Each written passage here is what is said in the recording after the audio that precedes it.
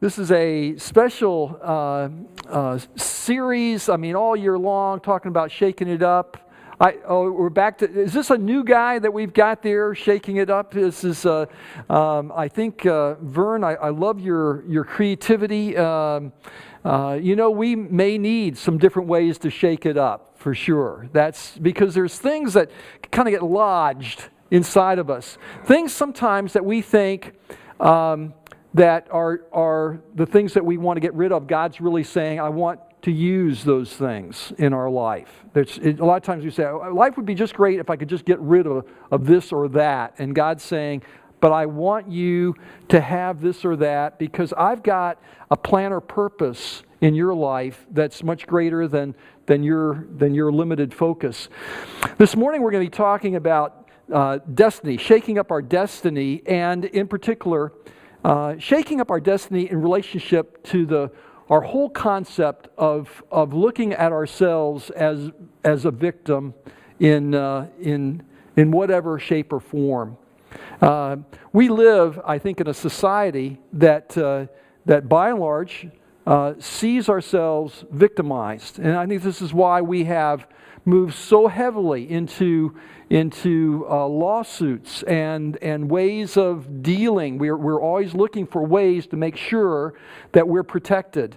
We're dealing with very specific language whenever we're engaged in any kind of legal situation, because you know that the other side isn't necessarily going to give you the benefit of the doubt, are they? So we're always in this world sort of very, very concerned about everything that we're doing, because we're very concerned that somebody is going to be shooting at us in some way, shape, or form. And yet, what's interesting, what we would consider in our own story, we're the victim. Somebody else who's telling the story may say, "Oh no, you're the victimizer." You know how that goes? It's you talk to a guy who's a bank robber, a drug dealer, a liar, someone who's having an affair. You talk to these people, they will not say, "I am a bad guy. Look what I'm doing. I'm doing these." They all have reasons why they're doing it, and the truth of the matter is their perspective is that they are a victim who is merely trying to cope or get even. Right? That's the way it works. You never find anybody saying, "I'm really the bad guy in this story." Guaranteed, you go into a jail today, you go into jail and you start talking to the people in the jail, "Are you a bad guy?" "No." "Oh no. This happened." What happened was the situation. This is my story, and there is no one, by and large, who will say, "Yeah, I'm here because of my own responsibility. I did not do what I should have done." That's usually not the situation. Very, very, very rarely. In fact, I was got a slide about this. I was listening about this terrorist, the guy, one of the people in the Paris assassinations. I'm thinking, my gosh, how evil was this? This guy's gunning down defenseless guy, cartoonist, gunning down guys who on the street just because they got a police uniform, gunning them down. And this one of the assassins said, well, the truth of the matter is, we have been so maligned, we have been murdered and killed. It's time for us to get even. We're just getting even. We're not the bad guys. We're just getting even. And this goes in so many areas, ways, shapes, or forms. Do you guys know who this next slide is? I got another slide of who is this guy? Lil Wayne. Lil Wayne. Thank you. I knew LaShawn would get that. Did anybody else know who this is? Carrie. What is this? Younger people. Younger people. Rodney, did you know who this is? What's that? You heard of it? You know, I am really out of it. He is, Lil Wayne apparently is the number one producer of songs that have made it into the top 100 on the Billboard. He is the number one producer of the songs. I mean, he is a guy. I mean, he is a real powerful force. I don't know if you can see the tattoos on Lil Wayne, but rap artist and producer, and but he's got the teardrops on the side, which, you know, when I was working with at-risk teens in residential care, what I was told was it stood for people that had been killed by, you know, and then I was at Sports Authority and somebody had some teardrops who was waiting on me, and I said, you know, that's what I was told. This makes me a little uneasy here. I'm in Sports Authority. And he said, no, you know, it can mean, and in my situation, it's somebody that I loved was taken from me. So it's more of a sign of just what's that? Oh, okay. You're just with me. Yeah, thank you. So I guess there can be a variety of different meanings associated with this, but I do believe this, that Lil Wayne there's some brokenness inside of him, brokenness inside of all of us in different ways, and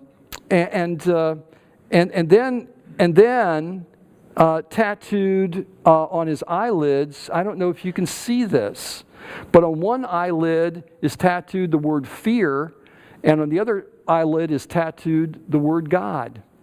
Apparently identifies himself as a Catholic. Says that he reads his Bible regularly, and while he was in prison, daily, and what I'd like to say is I don't know what's going on in his soul. I don't know what's going on in anybody's soul, really. But I do say this. Somehow, for all of us, where we are broken, it's important somehow to connect that brokenness, not with revenge, and not with a desire to get even, and not with a desire to sort of make sure that pain is inflicted either on ourselves or someone else, but in order to say somehow God is using that brokenness, speaking to us in and through that brokenness, wants to enable us to become, because of that brokenness, more effective in healing other people. God wants to turn us into people who will become wounded healers, as Henri Nouwen says. We're people that have, through our woundedness, we are able to touch the lives of people in a deeper way than we possibly could have if we had not been broken or wounded in some way, shape, or form. And got another picture that I'd like to, and it's not a picture that's up on the screen, but it's kind of a picture I'd like you to have in your mind. Is a guy who in Jesus' day is also wounded, broken, and hurting, and he sees himself as a victim, and because he is quite willing to victimize other people. And this guy is a tax collector. He is taking money from others. He is using others, and he is manipulating life for his own ends. And he is saying to himself, "I am getting even because all these people are against me." I don't know where he was as life began, but probably did not have the opportunities to get ahead in many other ways. Why do people become prostitutes? Because there's not many other options, but they're able to support themselves. Why do people become tax collectors? No one says, I'm going to grow up as a child. Well, that's my goal, is to be a tax collector, knowing that I'm going to be hated by everyone around me if I do. The only way I'm doing this is because I know I can survive. I'm doing this because I can cope. And so he says, I'm forced into a position. I am a victim. And as a victim, I'm going to make sure that I'm getting even. And I think that this is what's going on. Story of Jesus is that he is reaching out, touching people who have seen themselves as victims and saying, I want to transform your perspective. I want you to become now a wounded healer. I don't want you to stay a victim. I don't want you even just to become healed. I want you to become a wounded healer. I want you to move beyond where you are right now. I don't want you to just have this place of peace and tranquility. I want you to move beyond to a point where you now are going to be reaching out to those who also have seen themselves as victims, because they are people that are deeply broken. This is what's going on. Jesus, it says in Luke 9 that Jesus had a vision, had a direction in his life. His destiny was to go to Jerusalem. As time approached for him to be taken up to heaven, Jesus resolutely, it says, set out for Jerusalem. He is saying, this is my destiny, this is my goal. He is going to Jerusalem in order to be proclaimed as a king and acknowledged as the king of the Jews in his own way. He's going to clear out the money changers in the temple. He's going to make it a place where people can actually pray meaningfully. And he's going to go to the cross and ultimately rise from the dead. Jerusalem is his destiny. Jesus is heading toward Jerusalem. I'm leaving the comfort security that I have in Galilee, my hometown area. I'm going to go to Jerusalem. He says, I'm heading out there. This is where I'm going. A lot of times when I am on a mission, that's all I see. How many of you get so focused that you don't see anything else around you when you're on a mission? You've got a mission, you got a focus, and you got like blinders on. You don't see anything but straight ahead. Are you that way, Carrie? That's amazing. I thought all females were kind of like they saw everything. I only see the particular thing right ahead of me. You're that way too. Now, some of you have a little bit better vision. You're a little bit more. Your peripheral vision is a little bit better than mine. Mine is it's one thing at a time, and it's whatever my mind is on at that time, and that's it. It's kind of focused. But all along the way, there's other things going on. Life is happening. Jesus is heading toward Jerusalem. But in order to get there, he had to go through Jericho.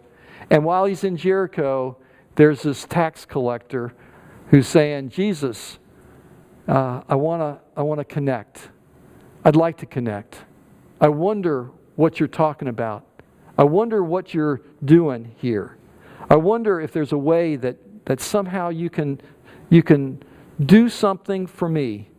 I wonder if there's some way that my life can be changed, because I'm really, even though I'm financially secure, I'm absolutely miserable. Things are going well at one level, at many other levels. I am hurting desperately, and I really have this sense that life is passing me by, and I'm just coping at best.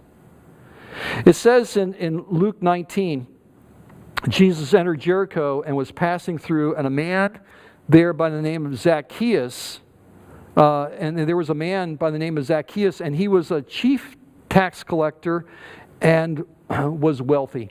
And this guy, by the way, Zacchaeus means the righteous one. He is He is, and everyone probably would have made fun of that. Look at the righteous one. He's the one that's taken money and using us for his own ends. And he is despised, hated because he's collecting money. A lot of that money is going to Rome. Rome is hated. He's collaborator. He is also stuffing his own pockets. This guy is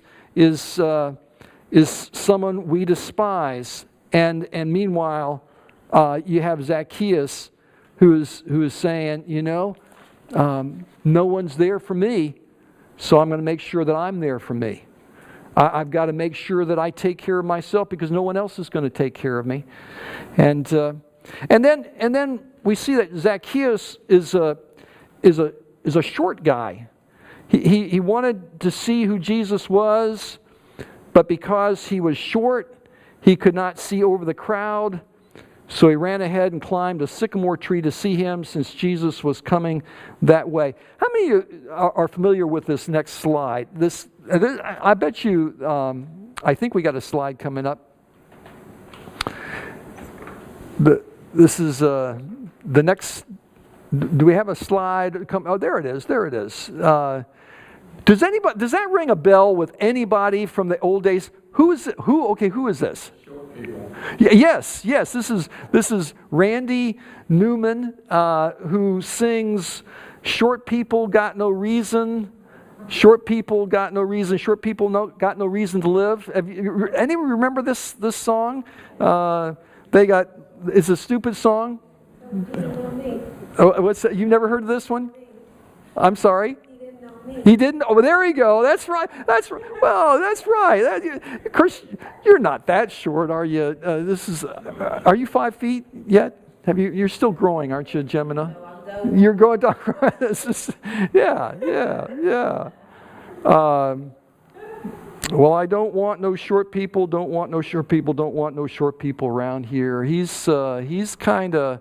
The song was actually kind of this idea that we're not to be looking down, but I think he's using this stereotype because we're just saying, we have this kind of way of putting people in different boxes. And I think he was in a box. And I think he climbed that sycamore tree because he didn't want to get elbowed. And people would be able to push him around because of his size. And that may have been part of his issue. A lot of times we say that people, because they have some kind of disadvantage, whatever that might be, they just want to overcome it in some way. And they overcompensate. But he's climbing the sycamore tree. And I think we do have a slide of that. We've got a picture. It's a shady tree. It's easy to climb. The limbs are down low. You can go up there, and this would be an easy place for someone just to stop and from the outside look in on what's going on. He's up there. He's there. He's secure until Jesus says to him, I want you to come on down. Luke 19:5-6, it says, when Jesus reached the spot, he looked up and said to him, Zacchaeus, come down immediately. I must stay at your house today. So he came down at once and welcomed him gladly. Jesus knew that Zacchaeus, although he had lots of money, he was missing out on the best stuff of life, which by the way, I think what most of us need, and most of us here are not super wealthy, I don't think. But most of us don't need to be super wealthy. What we really need are friends. We need connections. We need people that we're able to be supportive in our life. What's really precious about life is not our possessions anyways, is it? I mean, we get possessions so that hopefully other people will say, hey, I'd like to be connected to you in some way, shape, or form. I mean, we don't have possessions so that we distance ourselves from others. We want others to sort of be connected to us. For a lot of people, their possessions enable them to have friends. Now, they may not be the best kind of friends to have, right? How many of you have had friends as long as you were able to supply something for them? And as soon as you couldn't supply, the friends went away. And Zacchaeus probably had those kind of friends. But we're talking about people that were there for him, to encourage, to be beside him, that were trying to help him discern his destiny, to be supportive of him, to help and encourage him.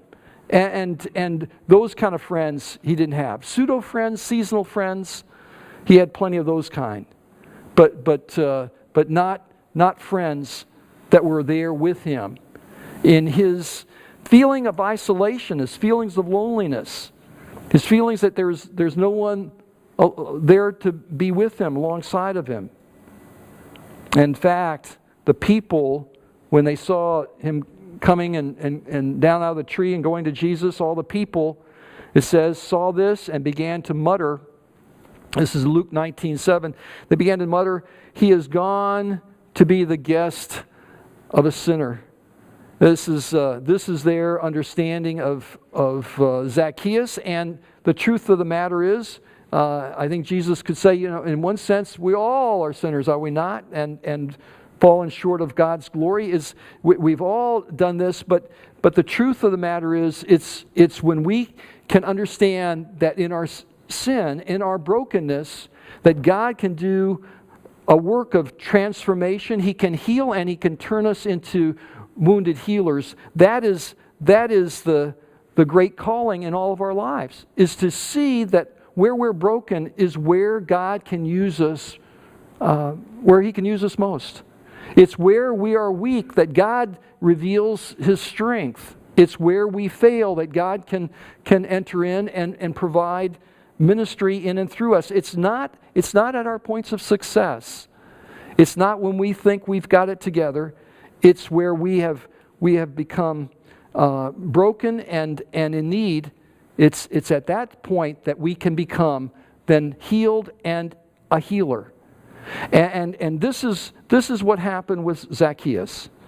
He stood up and he said, "Look, Lord, here now I give half of my possessions to the poor, and if I've cheated anybody out of anything, I will pay back 4 times the amount. I want to go above and beyond any requirement. I want to make gifts. I want to make donations. I want to give freely. I want to no longer be a person who is just coping with life. I want to go beyond it."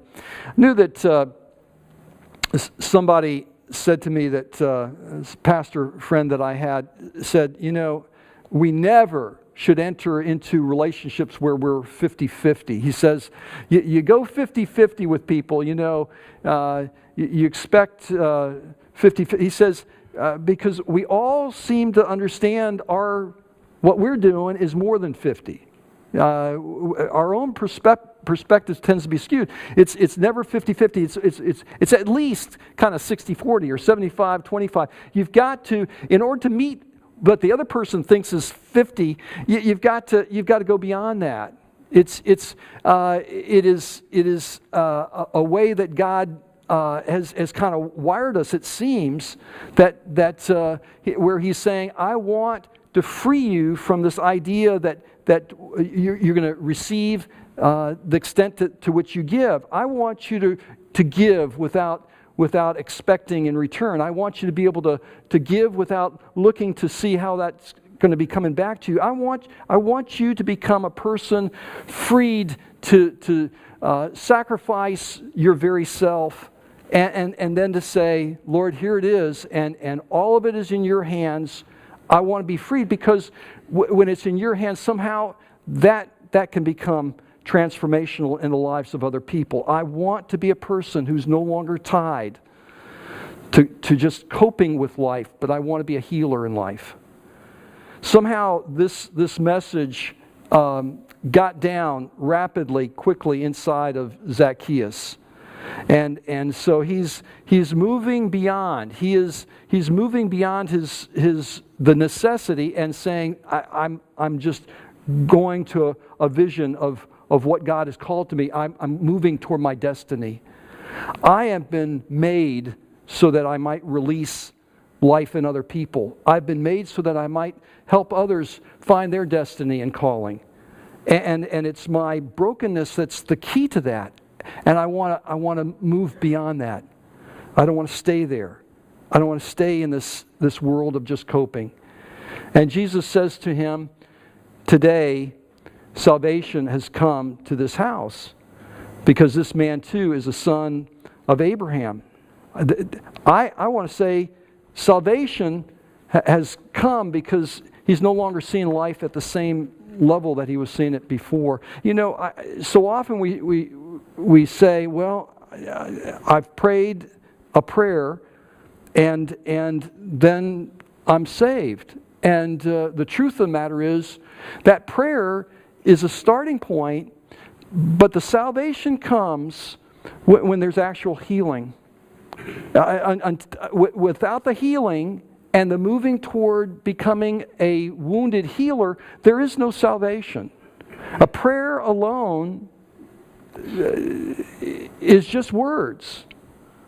Those words are important words, but until they touch at the level of transformation, there is no healing. There are healing prayers, and there are transformational prayers. But this man fortunately had that kind of healing and transformation. There's salvation had come to his house, and Jesus went on to say in Luke 19:10, "For the Son of Man came to seek and to save the lost." This is my destiny. This is my calling. And I think that Jesus, understanding that ultimately his destiny was across himself, and was able to say, I look on everyone around me as people who I've come to connect with, to care for, to minister to touch every single victim. I've come for those victims to transform their perspective, to change their understanding, to help them realize that there's a calling in their life. You know, when I was, again, working with those at-risk teens, I would tell them a story about a guy that was jumped by some gang members. This was not a far-fetched story for these guys. Somebody being jumped by a gang and beaten up, and to the point of death. Some of these kids had experienced some of this kind of stuff. Heard some really awful stories. These kids talking to me about taking guns outside and just seeing people walk by and using those people as target practice. I heard about guys driving by parties and just shooting into the rooms where people were. I heard about kids saying that this one kid's father opened the door of his house and somebody had a gun on the other side and shot and killed his father while he was in the house, in the apartment with the rest of his family. I heard these kind of stories. I mean, it's so awful to hear these stories, and so many of these kids, their goal when they left was somehow to get back at somebody who had done something to them. This one kid's goal, he told me, was to kill his father when he got out. That was his goal in life. I know of kids that when they got out, one kid was at a kitchen table and for some reason, I don't know what happened, but his father took a gun and killed his son at the kitchen table. These stories are just awful stories, are they not? And so when I'd want to share a story about this guy that got beaten up, and he was left for dead, and while he was just he just didn't have much left in him. He said something that really caught the attention of everybody that heard it. And I asked the guys, what would he have said that grabbed their attention, that really forced them to think about what was going on? And the words were, "Father, forgive them, for they do not know what they're doing." It's Jesus. Jesus' words are powerful because they can break that cycle. They can break a cycle. How many of us are in a cycle right now that's a negative cycle? It's spinning negatively. We move into a cycle of living that's just a negative cycle. We're just continuing a cycle that just pulls us down.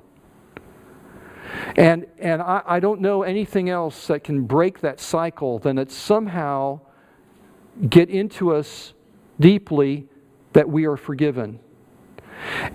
Somebody has got to break that. Somebody has got to hear a message that breaks the cycle. You know, I pray, LaShawn and Gemini, I pray that your children hear a message of forgiveness that goes down deep inside their soul. It's just so crucial, because there's so many people, you know so many people, you may have been there yourself. Many of us have just only heard that message of you are hated, you're no good, you're despised, you're rejected. You've gotten that message down, and so then your orientation is, well, how can I cope with life? How can I fight back in life? How can I resist? How can I get even? And we live at this level of anger and resentment and bitterness, and somehow this idea that somehow there is another way of living hasn't broken through, that message hasn't gotten inside, that transformation, that salvation message hasn't gotten there. And Jesus has come to turn us into wounded healers. People who have been hurt, but we've been forgiven. And in forgiveness, we're able to share that message with others. Somehow, we're able to get that inside of us. We hear those words. Last night, I got up in the middle of the night and I prayed a prayer.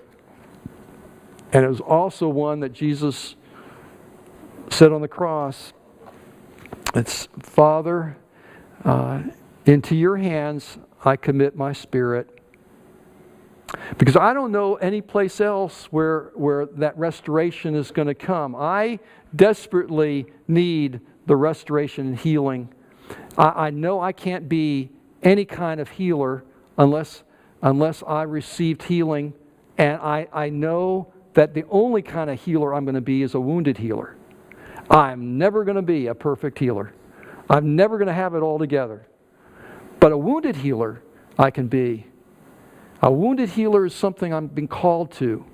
Someone who's been a victim, but more than a victim. I'm not living as a victim. I'm living as one who's both healed and a healer.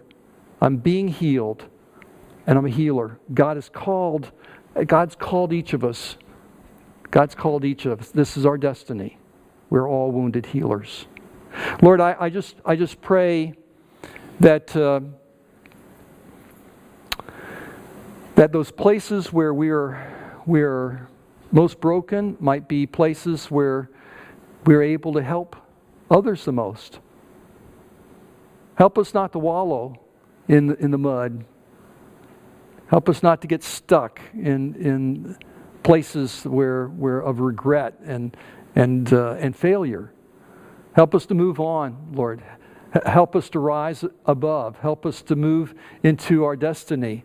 Help us to hear our calling. Help us to feel and to embrace the cross that you've given to us.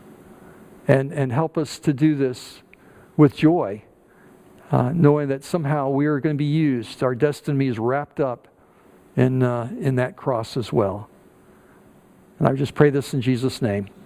Amen.